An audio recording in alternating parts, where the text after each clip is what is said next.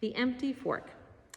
So it is said that every Friday on the eve of the Sabbath, 2 angels visit all of the Jewish homes, and they peek into all of the kitchen windows.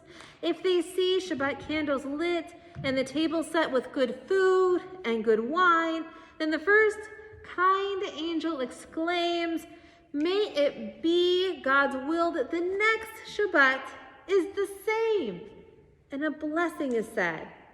But the second angel, who can be a cantankerous, cranky sort and a bit of a troublemaker, is forced to say, "Amen." If, on the other hand, they approach a Jewish home and find it dark, without food or wine or Shabbos delight, the disagreeable angel gloats and says, "You see, they have forgotten. They have all forgotten about the Sabbath." Then he makes his blessing. May it be God's will that the next Sabbath is the same. And when he says those words, it sounds almost like a curse. And the kind angel is forced to respond, "Amen." On this particular Friday evening, the cranky, cantankerous angel was feeling quite confident. I believe that's 34 homes so far, and not a single candle has been lit. Am I right, or am I right?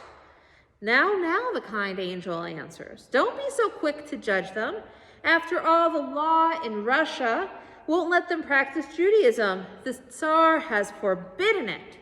Still, peering inside the next house, the kind angel hoped and hoped beyond hope that this house would prove him wrong. But the tiny room was indeed cold and dark, and an old woman sat alone at the table that was completely bare except for an empty plate and a fork. By now, the cranky angel was gearing himself up. He was ready to say his blessing of sorts. Well, the kind one simply shook his head and was forced to say, "Amen." But something kept him from leaving that window. Perhaps it was the peaceful look in that woman's face.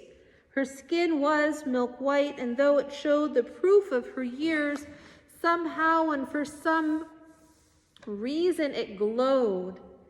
There was a faint smile on her lips. Her eyes were a reflection and reflected candlelight, and yet not one single candle was burning. The cranky angel said, come on, there's nothing here. There's nothing, let's finish all of our rounds." But the kind angel could not forget the old woman, and he just stood there in the window. A few days later, that same kind angel returned alone, and once again all was quiet. The fire in the hearth had burned down, and only a crust of bread and a glass of tea sat on the table. And yet the woman looked completely content. He knew he was breaking the rules, but the kind angel couldn't help himself, and he flew into the house, and he stood over the old woman.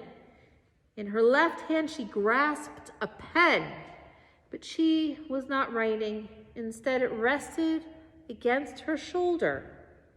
Her fingers moved up and down in a very specific rhythm. Her foot tapped the floor, and her head nodded along again in that same rhythm. And suddenly the kind angel realized that he was listening to a violin playing, but no violin was in the room. The old woman nudged her chair toward the hearth. Although only glowing ashes remained, that angel was certain he experienced the warmth of that roaring fire.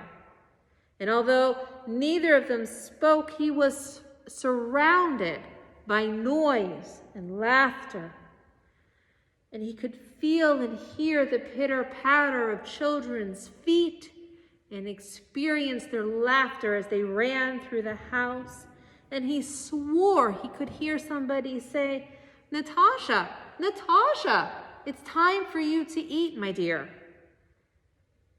The old woman quickly moved her chair back to the table, put down her pen, and took a crust of bread in her hand, said a blessing over it.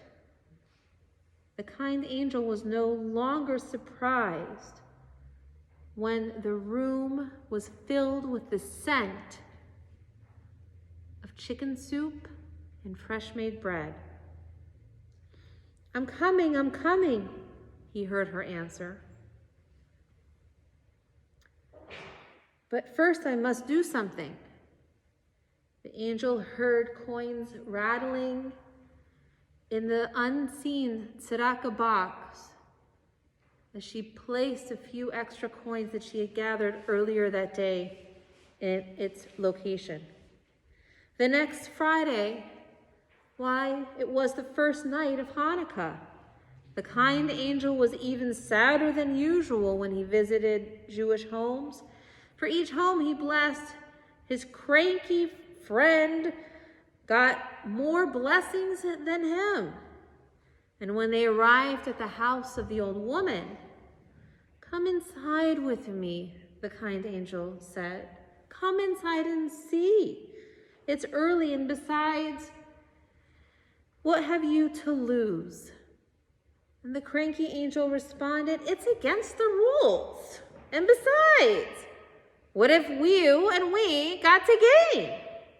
He looked through the window. He saw no Shabbos candles, no Hanukkah, no latkes in the frying pan, just an old woman sitting at the table, alone, with nothing going on. "What?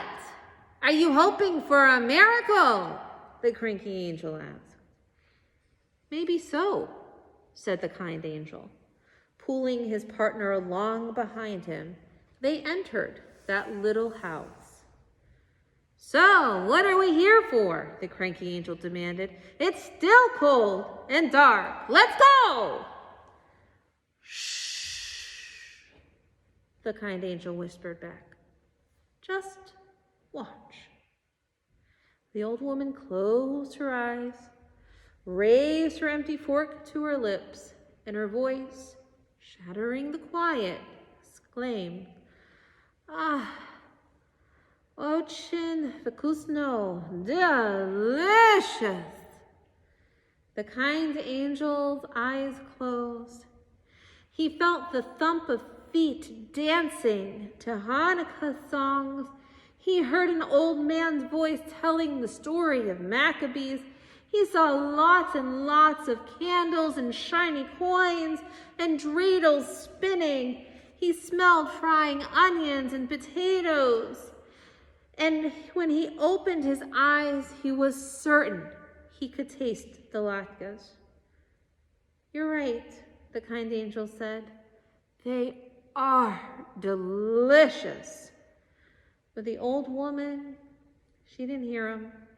She rose from her seat and she went and lay down in her little bed, wrapped in the comfort of her memories.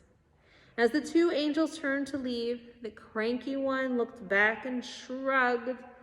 "The fork was empty, you know."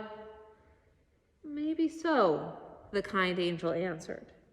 "But I could tell you that I tasted, and so did you, those latkes, and you have to admit it, they were so good.